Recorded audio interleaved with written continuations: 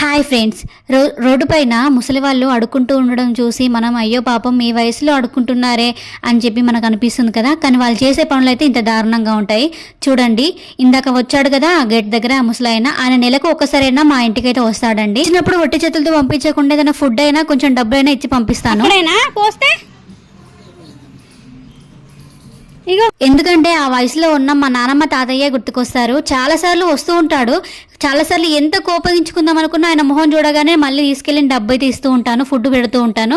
కానీ ఆయన మాత్రం ఈసారి అయితే అసలు కొంచెం ఆగండి అని చెప్పి ఆగమని చెప్పాను. కానీ ఆయన నేను డబ్బులు ఇచ్చేలోపే ఆయన అక్కడ వాష్రూమ్ అయితే పోయాడండి.